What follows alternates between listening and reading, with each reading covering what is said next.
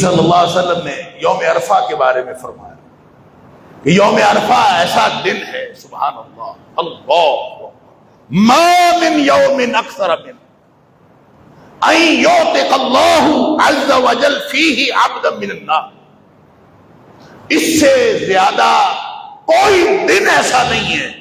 جس دن اللہ اپنے بندوں کو جہنم سے آزاد کرتا ہو، سب سے زیادہ یوم عرفہ سے زیادہ کوئی دن ایسا نہیں جس سے زیادہ اللہ تعالیٰ لوگوں کو جہنم سے آزاد کرتا ہو من یوم عرفہ، یوم عرفہ سے زیادہ کوئی دن ایسا نہیں۔ اللہ پھر فرمایا انہ لیدنو، اللہ قریب آ جاتا ہے، سبحان اللہ، قریب آ جاتا ہے، اور پھر فرشتوں پر اللہ فخر کرتا ہے، اور پھر اللہ فرماتا ہے کہ یہ لوگ کیا چاہتے ہیں، ما اراد ہؤلاء، یہ لوگ کیا چاہتے ہیں، یہ کن کے لیے ہے؟ یہ یوم عرفہ لوگوں کو جہنم سے آزادی کا دن ہے، اور اللہ فرشتوں پر فخر کرتا ہے، اللہ قریب آ جاتا ہے، یہ کن کے لیے؟ کیا کسی کافر کے قریب آ جاتا ہے؟ کیا کسی مشرک کے قریب آ جاتا ہے؟ نہیں، اللہ ان کے قریب آتا ہے جو عرفہ کے دن اللہ کے سامنے گڑ گڑا رہے ہوتے ہیں، اور یہ خاص طور پر ان لوگوں کے لیے ہے جو یوم عرفہ کو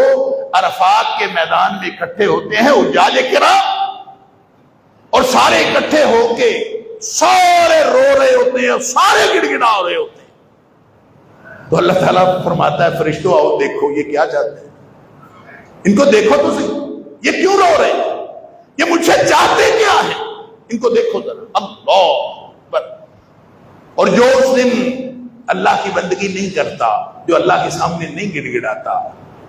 جس نے اس دن اللہ کے لیے کوئی کام نہیں کیا، جس کا اس پورے نظام کائنات کے اوپر ایمان ہی نہیں ہے، جس کا نہ اللہ پر ایمان ہے، نہ اللہ کے رسول صلی اللہ علیہ وسلم پر ایمان ہے، نہ آخرت پر ایمان ہے، تو کیا خیال ہے وہ بھی جہنم سے آزاد ہوگا اس دن؟ یہ یوم عرفہ کی جو فضیلت ہے یہ ان لوگوں کے لیے ہے جن لوگوں نے اس دن اللہ کے سامنے گڑ گڑا کے اللہ کے سامنے دعائیں کی، یہ ان لوگوں کے لیے۔ جیسے نبی پاک صلی اللہ علیہ وسلم نے فرمایا صوم یا سیام یوم عرفہ، عرفہ کے دن جن لوگوں نے روزہ رکھا، اب یہ حاجیوں کے لیے نہیں، یہ غیر حاجیوں کے لیے، جن لوگوں نے روزہ رکھا عرفہ کے دن کا،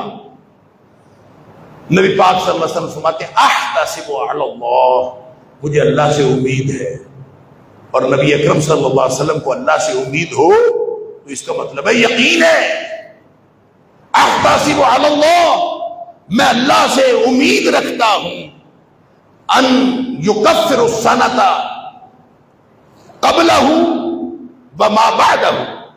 ایک سال پہلے کے اور ایک سال بعد کے اللہ تعالیٰ گناہ معاف کر دے گا جس نے یوم عرفہ کا روزہ رکھا۔